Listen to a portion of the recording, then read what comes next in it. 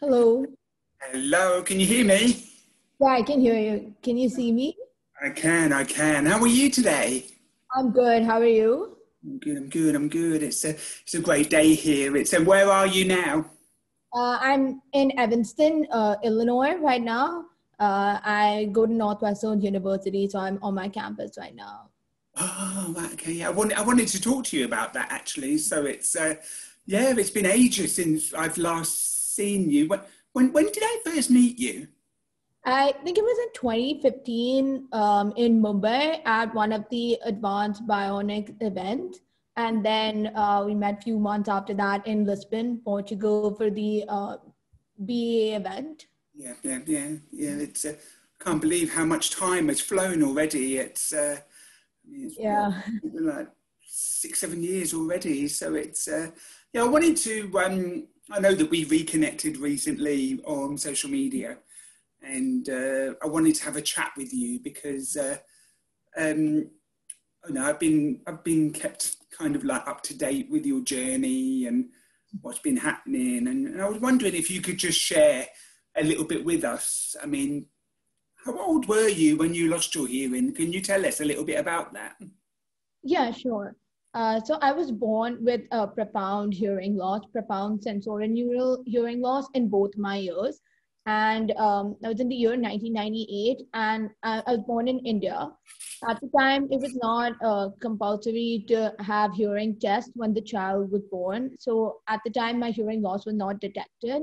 It was at the age of 15 months when my parents noticed that I wasn't really responding to loud sounds, especially fireworks. That's when they had a hearing test done for me, and my hearing loss was detected. Okay, so I assume so you didn't have hearing aids at all. I actually did have hearing aids. So after my hearing loss was detected, obviously it took a while for my parents to process that. It was very sudden news for them. And at the time, they went to a few speech specialists and audiologists. And at the time in India, cochlear implants were a very nascent technology. So what the consultation told them was that the best option for me was to get hearing aids. So I did wear hearing aids, I think, for 5 or 6 months on my left ear, but I was too young to remember how I reacted to it. But from what my mom said, I didn't really react well. There wasn't any significant change in the way I was responding. Okay, so you didn't get any benefit from them. Okay, so how old were you when you got the cochlear implant? So I was 18 months old when I got my first implant in my left ear. So we actually traveled to the US. We had few family living there, to Los Angeles, and I had my first implant done on my left ear at the age of 18 months. I also went intensive auditory and verbal therapy there.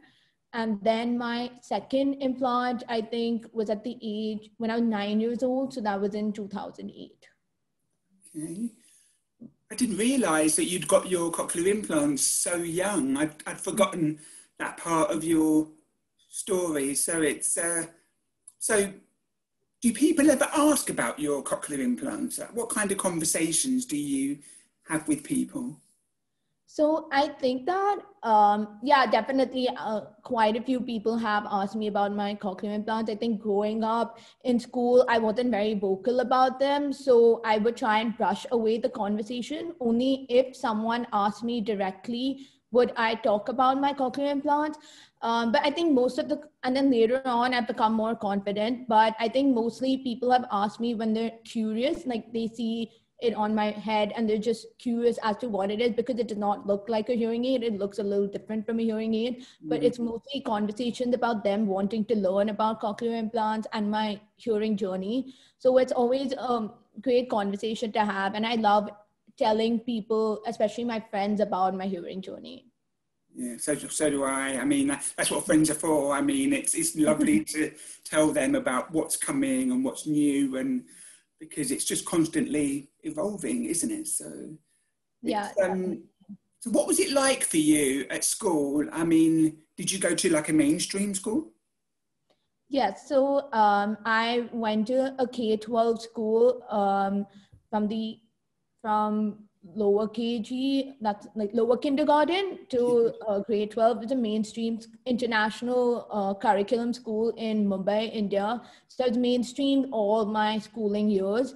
And I think that I was in a school before that, and my mom wanted me to shift to the school because the class sizes were smaller. There were fewer students per class. So she thought that would be good for me with my hearing loss. I would get more attention. There was a better faculty to student ratio.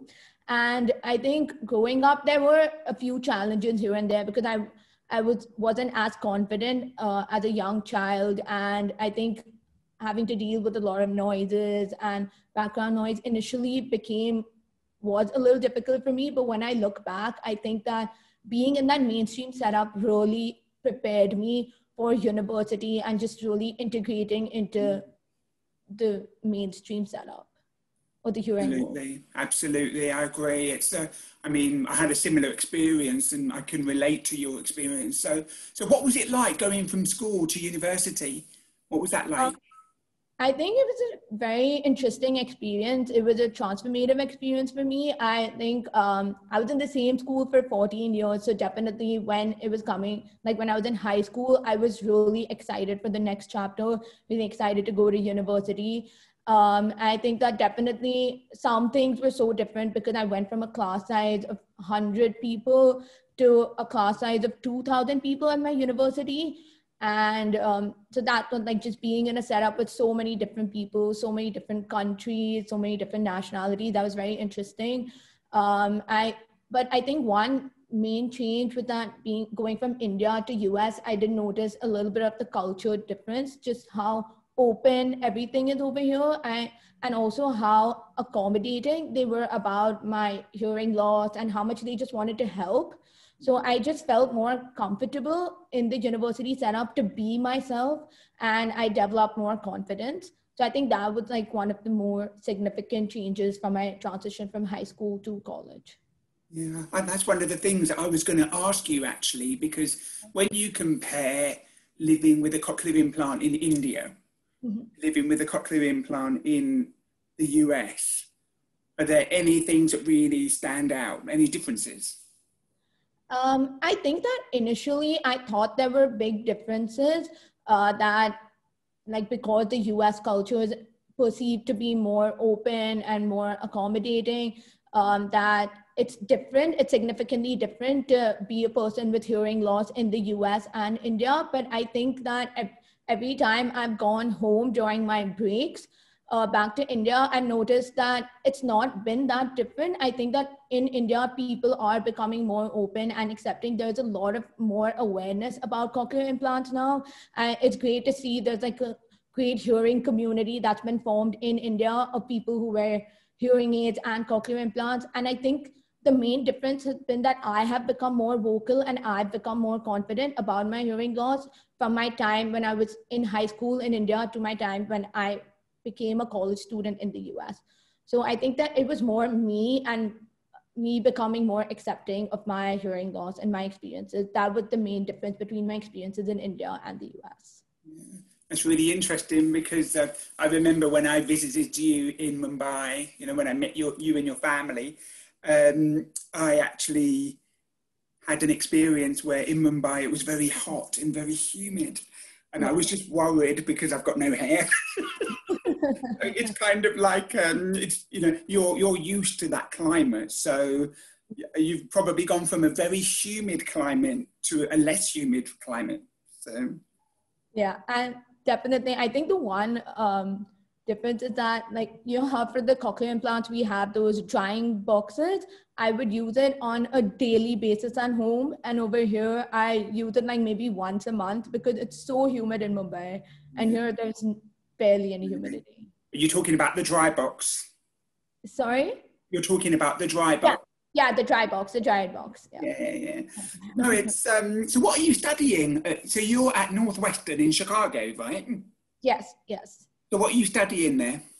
Yeah, so I'm pursuing my undergraduate studies right now, and I'm a senior. So I'm studying marketing and history, and it's a liberal arts curriculum.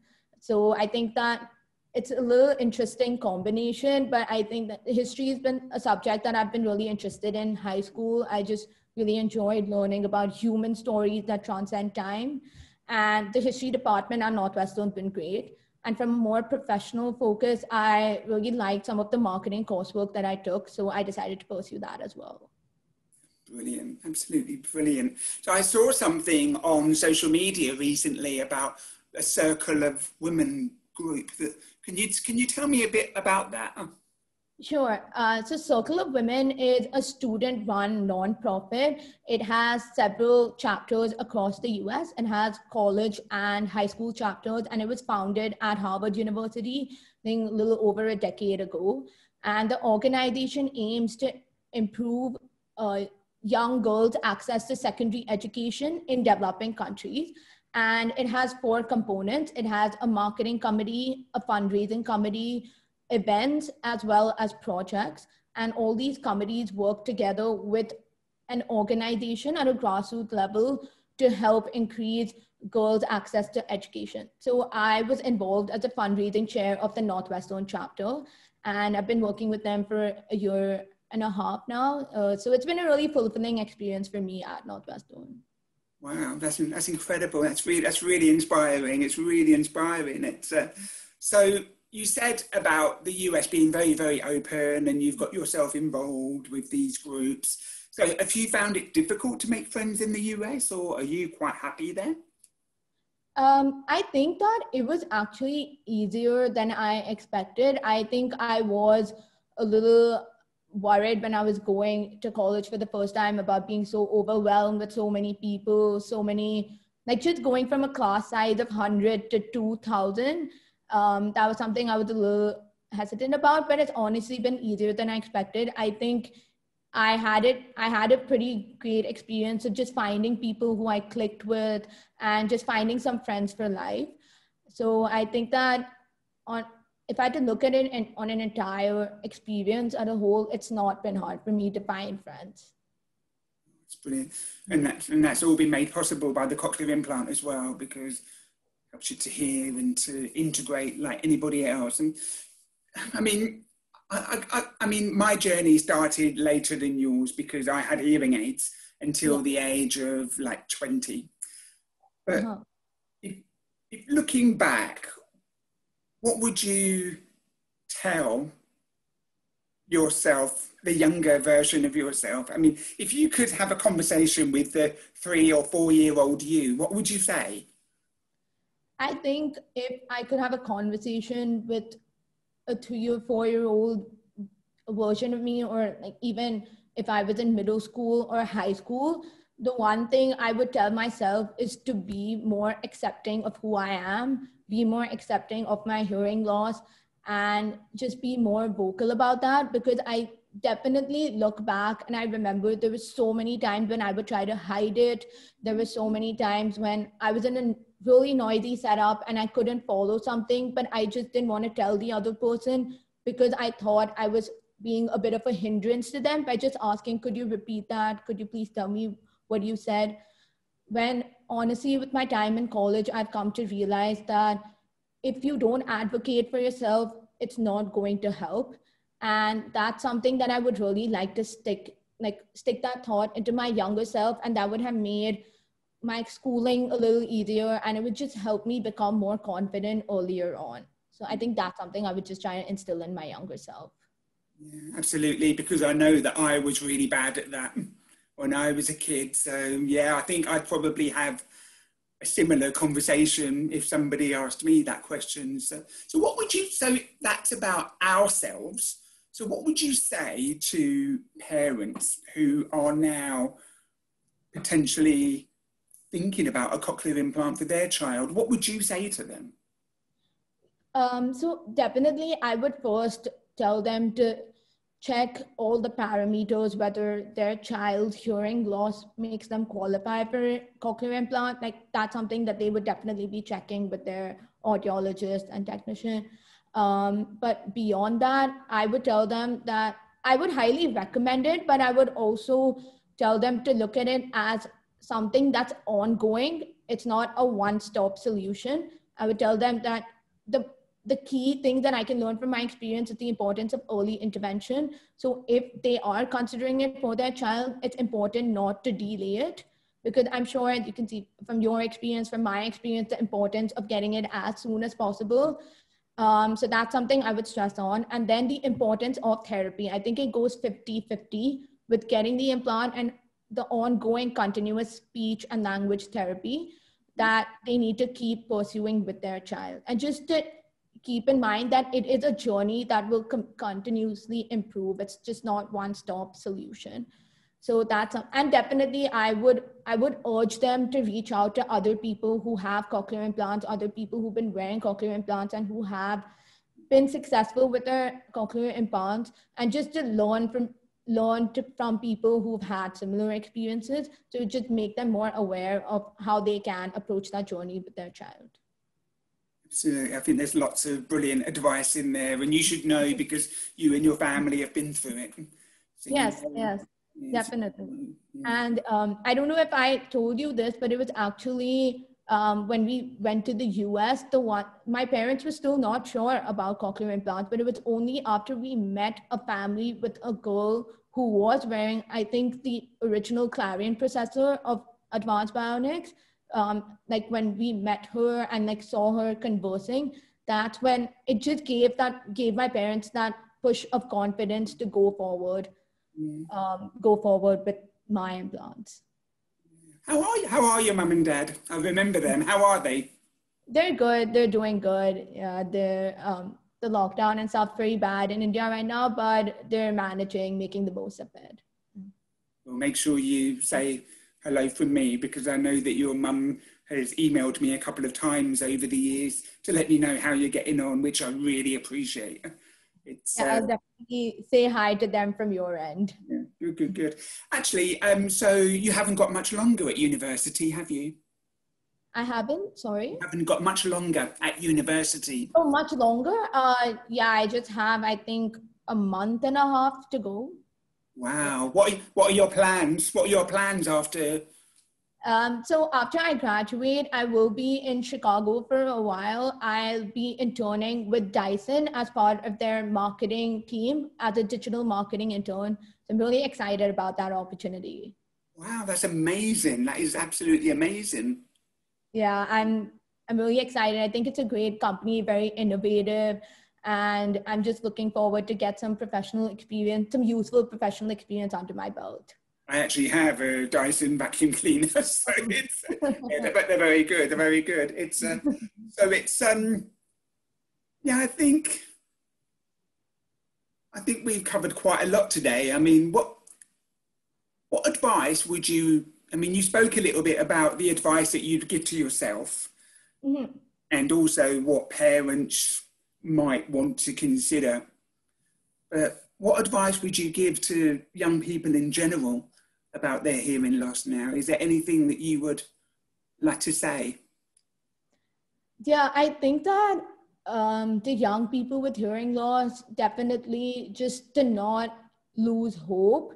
I know that there can be moments when you feel really low or really down. Like I have experienced that as well. And just to look at, like, just to be more aware and like, do more research about the solutions that are out there, and also the importance of finding a community. I think that even in this online world, it's amazing the type of resources and community that are out there, like in your own hometown, in your own country. It's all at the click of a button. I know that for me, just being part of the Cochlear Implant Experiences group that's on Facebook, it's just been really helpful for me, just to see that there's so many people out there who have similar experiences.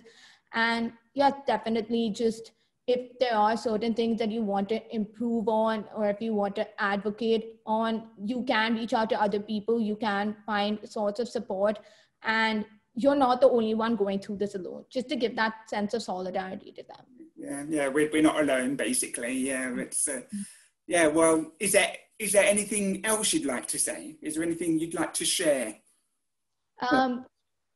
Yeah, definitely. I think to all the people watching this today, I would just thank you for watching this, and I just hope that my conversation with you can help people like you learn more about what it's like to have cochlear implants, life with cochlear implants, and my hearing journey. And if anyone is interested in learning more about my journey or just about life with the cochlear implant, I'm more than happy to talk to them.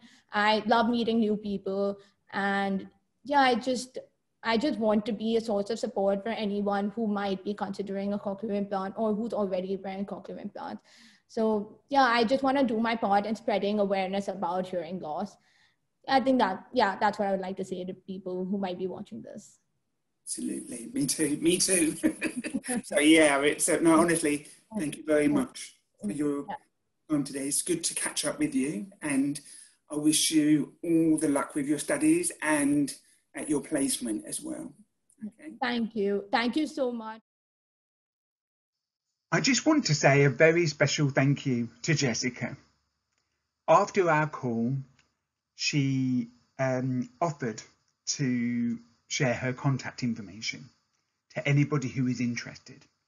She's very keen on helping others who have been in her shoes. So if you would like to connect with Jessica, you can see her Instagram page on the screen, and she's also kindly given us her email address. Thank you very much, Jessica. And I'm really excited about the next episode. Join us next time, where I will actually be interviewing my mother.